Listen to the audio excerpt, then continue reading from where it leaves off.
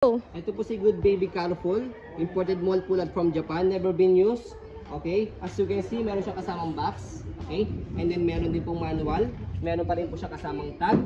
Good for newborn up to 3 years old. It depends pa rin po sa laki, timbang ni baby kung kakayanin po ng 4 to 5 years old po siya. Okay. So full canopy. Adjustable po yung, reversible po yung handle. Aluminum po yung body frame. And then lightweight stroller po ito. Nasa 4 kilo lang po ito. 4.4. Okay? 4.4 exactly, to be exact po yung timbang po ng stroller. Okay? So ito po yung stroller natin. Wala pong issue po ito. Gagamitin nyo na lang po. Yan. Okay po yung canopy niya. Grayish po yung color. And then may lining po ng mint green. Okay? Yan po yung canopy. Okay? So dilock po siya dito sa gilid. Okay? Angat nyo lang po kapag ka po gusto nyo pong half lang po yung fold po niya.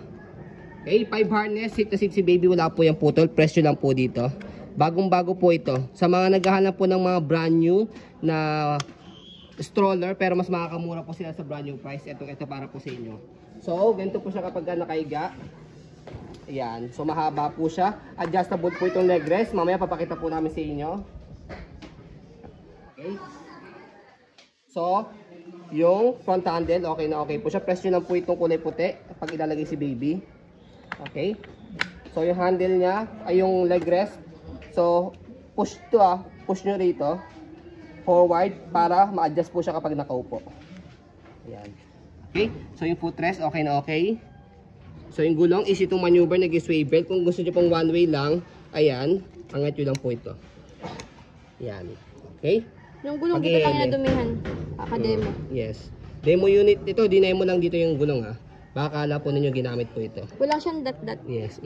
So yan. Body frame, aluminum. Okay na okay. So yung likod and then yung basket, okay din po siya. Gulong, okay din po. Baba nyo lang po ito as stopper. Yan. Angat lang po para mag-go.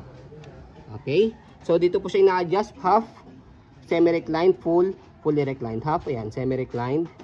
Baba nyo lang po ng full para fully recline. Tapos press nyo lang po and then hatak pag gusto nyo po nakaupo. Ayan. Body frame sa kabilang side. Yan po yung details. Wala po yung issue, wala pong gas-gas.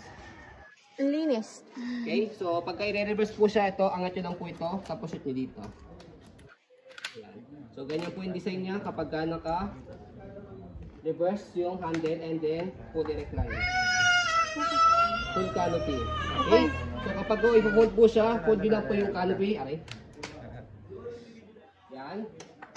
And then, balik na rin nyo lang po ulit yung handle. So one hand fold, one hand open lang po ito. Kahit hawak nyo po si baby, kaya nyo po itong i-open sa fold. So slide and press. Yan. Kasi, tawag po dito kapag hindi nyo po ini-slide, nakalak po yan. Okay? So, example. Slide, press, angat lang po itong gulong sa likod, and then pull down. Okay, so kapag i-open siya, slide, press, angat, tapos buka.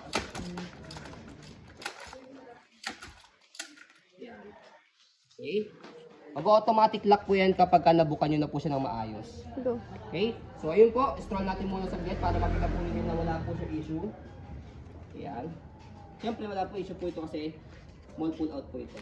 So ayun po, as you can see, very details po kami yung video kasi yung shop policy po namin, no refund, no exchange, what you see is what you get. So yun po, maraming salamat. Have a nice day and God bless po.